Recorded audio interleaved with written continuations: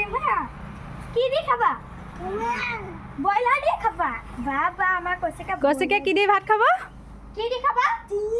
শিঙি মাছ দি খাবা শিঙি মাছ অহো মই শিঙি মাছ আজি আনিছিলো লোৱা অহো ভাত তেল নাখাই দিলে লোৱা অহো